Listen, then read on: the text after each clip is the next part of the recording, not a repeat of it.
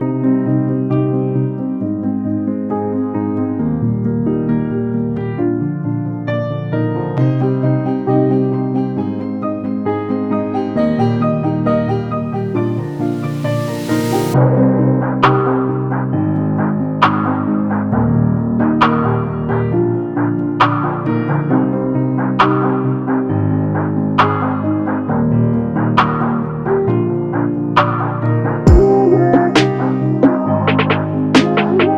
My YouTube family, good morning. आज है 13 अक्टूबर 2024। सुबह 6:06 हुआ है अभी। बस पानी पी के मैं अपनी पढ़ाई अभी स्टार्ट करूँगी। किस किस को ये लगता है सुबह उठते ही कि सर्दियाँ बस अभी स्टार्ट हो ही गई है। मेरा जो स्टडी टेबल चेयर है ना, वो बिल्कुल विंडो के पास में है, और आज जहाँ पे पर्दा नहीं था ना, उसमें से भी हल्की हल्की हवा आ रही थी। और मेरे को लग रहा था कि यार अभी सर्दियाँ गई थी, गर्मियाँ आई थी और वापस फिर सर्दियाँ आ रही है। टाइम कैसे भाग रहा है ना, समय बस निकला जा रहा है हाथ से। किस किस को ये फील हुआ बताना इन 1-2 दिनों में। 30 मिनट की पढ़ाई करने के बाद मैं यहाँ पे आ गई थी हाउस हेल्पर को यहाँ पे कचरी देने के लिए। कचरी या फिर गाजर आपके यहाँ बोलते होंगे। आज गाजर की चटनी बनने वाली है दोपहर के लिए, और साथ में मैं बनाऊंगी चपाती गर्मा गर्म दोपहर को, और लस्सी होगी। एकदम देसी खाना होने वाला है लंच में। और बाहर अभी देखना कितना अंधेरा था जब मैं उठी थी, और अभी इतनी रोशनी हो चुकी है। तो इस तरीके से ना, पता नहीं मेरे को ना बहुत बार ऐसा फील होता है दिन में कि यार सुबह थी, दोपहर हो गई, रात हो गई। और अभी ये फील होता है कि यार गर्मियाँ आई और फिर अभी सर्दियाँ आ गई।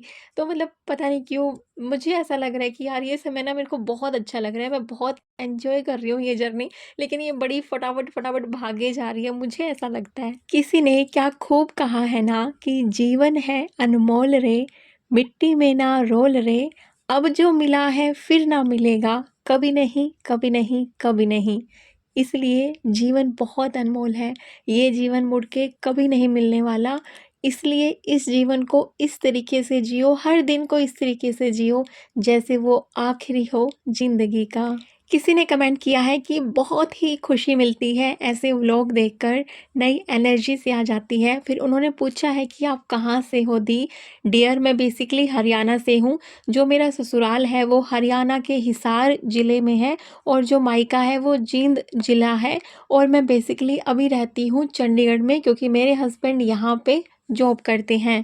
किसी ने ये भी पूछा था कि आपके हस्बैंड क्या जॉब करते हैं? तो मेरे हस्बैंड गवर्नमेंट ऑडिट ऑफिसर हैं। और जैसे आप सबको पता लगा कि मुझे फीवर हो गया था, आप सब ने कमेंट किए कि गेट वेल सून, दीदू दीदी टेक केयर, बहुत सारे कमेंट थे।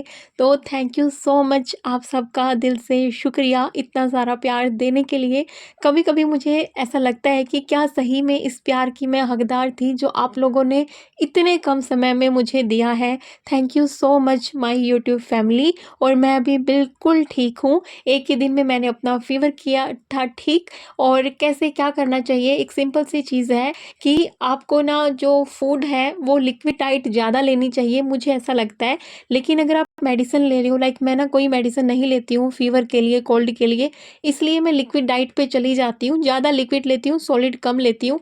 लेकिन अगर आप मेडिसिन ले रहे हो तो फिर आपको फिर खाना खाना जरूरी होता है। और यहाँ पे मैं बना रही हूँ ब्रेड जैम। बेटे को, हस्बैंड को आज भी ब्रेड जैम ही खाना था, मुझे नहीं खाना, मुझे इतना अच्छा नहीं लगता। मैं अपने लिए कट करूँगी Apple, and Apple a day keeps the doctor away. ये चीज़ माइंड में रखते हुए मुझे लगा कि यार ब्रेड जैम से कुछ ऐसा न्यूट्रिशियस नहीं मिलने वाला। किसी ने मेरी डाइट भी पूछी है, तो मैं ना किसी दिन पूरे व्लॉग में मैं पूरे दिन में क्या खाती हूँ, वैसे ना डेली का थोड़ा बहुत चेंज तो होता रहता है, लेकिन एक आइडिया मैं आप सबको एक व्लॉग में दे दूँगी कि मैं क्या खाती हूँ पूरा दिन भर में। और स्पेशली किसी ने वेट लॉस के लिए पूछा था, तो डियर इस चीज़ के लिए सॉरी, क्योंकि मैं खुद का वेट लॉस ना उतना नहीं कर पाई जितना मैंने सोचा था।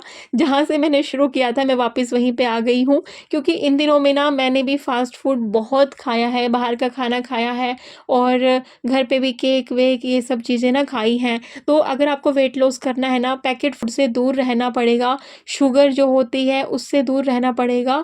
और मैं बताऊँगी आने वाले वीडियो में। मैं खुद सोच रही थी यार करवा चौथ सोचते हैं साड़ी पहननी है, थोड़ा-सा टमी कम कर लेते हैं।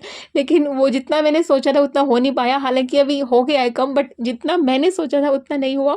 बट अभी है 1 वीक के अराउंड, तो मैं कोशिश करूँगी 2 किलो कम करने की। आप सबको भी वो मेरी डाइट मैं शायद नेक्स्ट व्लॉग में शेयर कर दूँ, बट प्रॉमिस नहीं करती, क्योंकि मैं चीज़ें कभी-कभी भूल जाती हूँ कि मुझे क्या पूरा दिन एडिट करना है, क्या शूट करना है। मेरे को लगता है कि पूरा दिन बस जो कैमरे में रिकॉर्ड होता है वो होता रहता है, लेकिन डाइट के लिए मुझे फ़ोन उठा के प्रॉपर आपको पूरे दिन का दिखाना पड़ेगा। कई बारी मैं भूल भी जाती हूँ, वो चीज़ मैं खा जाती हूँ, बाद में मुझे ध्यान आता है कि अरे यार इसको भी वीडियो में ले लेना था। बट चलो ठीक है, मैं ट्राई करती हूँ किसी दिन ना पूरे दिन का। और मैंने अपना खाना पहले खा लिया था, क्योंकि एप्पल खाने के बाद मुझे भूख लग गई थी, और यहाँ पे 1 बजे के आसपास हस्बैंड के लिए, बेटे के लिए बनाया था लंच। उनको चपाती की जगह पे पराठा खाना था, और साथ में जो कच्चर की चटनी थी, सॉरी कचरी की चटनी थी। पता नहीं आप में से कई लोग इस चीज़ को समझ पाएँगे, नहीं पाएँगे। मुझे उस चीज़ का दूसरा नाम भी नहीं पता। हरियाणा में ये चटनी खाई जाती है लहसुन और लाल मिर्च, नमक के साथ कुंडी में कूट के। कुंडी आप समझते हो ना, मोर्टर एंड पेसल, हाँ, उसमें कूट के। और आप अभी देख रहे हैं कभी-कभी ना बच्चे ऐसे ही परेशान करते हैं। आप सबके साथ भी ऐसा होता होगा ना? किसी ने मुझसे पूछा है कि दीदी घर में ना दिन में डिस्टर्बेंस रहता है, तो पूरी रात पढ़ने का कोई तरीका बताइए। पूरी रात लगातार अगर आपको पढ़ना है तो 2 चुनौतियाँ आपके सामने होंगी। एक होगा कि आपको ना थोड़ा-सा स्लगिश फ़ील हो सकता है, लाइक माइंड आपका थक सकता है। दूसरा, आपको नींद आ सकती है, जब सब सो रहे होते हैं ना, तो ये होना स्वाभाविक सी बात है। तो आपको ना इन दोनों चुनौतियों से निपटना है। सबसे पहली चीज़ उसके लिए लगातार ब्रेक लेते रहने हैं बीच-बीच में। आपको पोमोडोरो टेक्निक का यूज़ करना है। ये चीज़ आप रात में ना करके दिन में भी कर सकते हैं। जो लोग दिन में कंटिन्यूअस पढ़ाई करना चाहते हैं, किसी को आलस आता है, नींद आती है पढ़ते हुए, तो आप सब ये वाली चीज़ें अपना के देख सकते हैं, बहुत इफ़ेक्टिव है। लाइक पोमोडोरो टेक्निक, 25 मिनट की पढ़ाई, 5 मिनट का ब्रेक, या तो फिर 50 मिनट की पढ़ाई, 10 मिनट का ब्रेक। ये चीज़ बहुत ज़रूरी है करना। आप ये मत सोचिएगा कि एक बारी आप ऐसा करेंगे तो आपको इसकी हैबिट हो जाएगी। नहीं, ये आपको कंटिन्यूअस करना पड़ेगा। अपनी जो आपको टारगेट है कंप्लीट करने हैं, अपनी प्रोडक्टिविटी बढ़ानी है, तो ये चीज़ें आपको अपनानी चाहिए, डेली रूटीन में अपनानी चाहिए, लेकिन थोड़ा-सा टाइम लगता है। एक और चीज़ जो आपको मोटिवेट करेगी, टाइमर लगा के पढ़ाई करना। अपने फ़ोन में जो आपका क्लॉक है, उसी में एक टाइमर का सिस्टम होता है। उस टाइमर से आपको पता लगता है कि कितना देर हो गई आपको पढ़ते हुए। कभी-कभी आपको बहुत जल्दी आलस आ जाएगा, फिर आपको उसके रीज़न फाइंड आउट करने हैं कि मुझे जल्दी आलस क्यों आ रहा है। कई बार ऐसा होता है ना कि 15 मिनट हुए हैं पढ़ाई करते हुए, उबासी आने लगती है, योनिंग आने लगती है। तो आपको वो फाइंड आउट करने हैं रीज़न, कि ज़्यादा खाना खा लिया क्या? क्या खाया ऐसा? क्यों आ रहा है आलस? तबीयत तो ठीक है ना? क्या मुझे सही में रेस्ट लेना चाहिए? या फिर मेरा मन है जो ये गड़बड़ कर रहा है, मुझे अपना मन कंट्रोल करके पढ़ाई कंटिन्यू करनी चाहिए? तो ये चीज़ें आपको खुद से फाइंड आउट करनी पड़ेंगी। मेडिटेशन और डीप ब्रीथिंग पढ़ाई के बीच-बीच में भी बहुत कारगर साबित होता है। स्पेशली उनके लिए जिनको लगता है कि मेडिटेशन के लिए क्यों एक्स्ट्रा टाइम निकालें, हमारे पास पहले ही इतना टाइम नहीं होता पढ़ाई के लिए। तो वो लोग भी मेडिटेशन कर सकते हैं पढ़ाई वाले ब्रेक्स में, एक्सरसाइज़ कर सकते हैं, स्ट्रेचिंग कर सकते हैं पढ़ाई वाले ब्रेक्स में। तो इससे क्या होगा, आपके आलस भी भाग जाएगा, नींद भी भाग जाएगी। और नींद के ऊपर ना मैंने बहुत एक अच्छी चीज़ आपको बताई थी, पहले भी अभी भी वही बोलूँगी। नींद 2 तरीके की होती है। एक वो जिसको आपको कंट्रोल करना चाहिए, दूसरी वो जिसको आपको बिल्कुल भी कंट्रोल नहीं करना चाहिए। लाइक आपने पूरा दिन रात मिला के 6 घंटे की नींद भी नहीं ली और फिर आपको पढ़ते हुए नींद आ रही है, इसका मतलब है कि आपका स्लीप साइकिल पूरा नहीं हुआ। और कभी-कभी ना आपको क्वालिटी वाली नींद चाहिए होती है, शायद आपने वो नहीं ली कंटिन्यूअस, इसलिए भी आपको नींद आती है। इसलिए आप रात को 5 घंटे सोएँ, 6 घंटे सोएँ, 7 घंटे सोएँ, इससे ज़्यादा तो ना ही सोएँ प्लीज़। 5 से 6 घंटे इनफ होता है। मुझे ऐसा लगता है कि 6 घंटे सही है नींद सोने के लिए ना रात को, क्योंकि दिन में भी एक नैप लेना बहुत ज़रूरी है, उसके लिए भी आपको टाइम चाहिए होता है। पूरा दिन रात अगर सोने में गँवा दोगे, तो फिर प्रोडक्टिविटी कम हो जाएगी।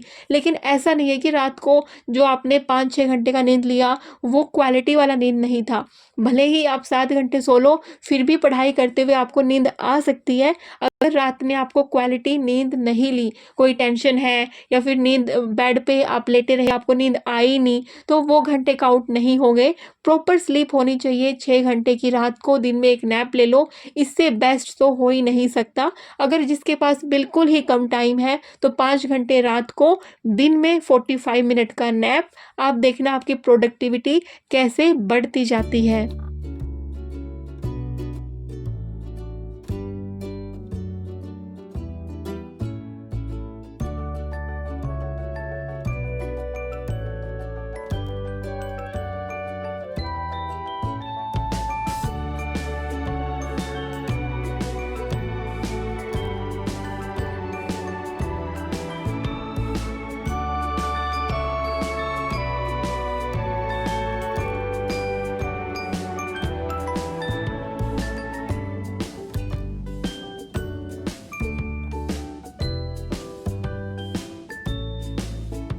रात के 9:16 और बेटा और हस्बैंड यहाँ पे सो चुके हैं और मैं छोटा-मोटा काम करके फिर अपनी पढ़ाई करने के लिए बैठूँगी।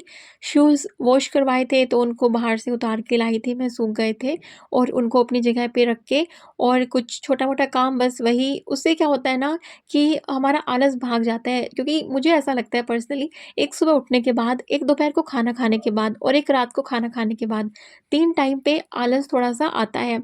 आपको अपना आलस का टाइम और अपने प्रोडक्टिविटी का टाइम, कि कभी आपका ऐसा होता है ना कि पढ़ाई करने की बहुत इच्छा होती है, तो इन दोनों चीज़ों को फाइंड आउट करना होगा। क्योंकि हम में से ना कई लोग ये जानते हैं, लेकिन जानते हुए भी अनजान बन जाते हैं कि बॉडी में खुद की एक क्लॉक फिट होती है।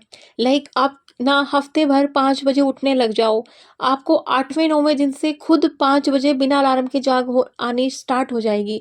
तो सेम ऐसे ही आपका आलस का टाइम और आपकी पढ़ाई की प्रोडक्टिविटी का टाइम, वो भी कहीं न कहीं सेट होता है, लेकिन आप उसको जाने-अनजाने में भूल जाते हो। इसलिए आपकी प्रोडक्टिविटी कब अच्छे से आती है, कब आपको लगता है कि हाँ भैया मैं घंटों पढ़ सकता हूँ, और कब आपको ज़्यादा आलस आता है, ये दोनों चीज़ें आपको बिल्कुल पता होनी चाहिए, ताकि जो आपकी प्रोडक्टिव वाले टाइम है, उसको आप किसी और चीज़ में वेस्ट ना करें। उस टाइम पे सारा का सारा वो टाइम जो है पढ़ाई को दें, मोस्टली जितना हो सके।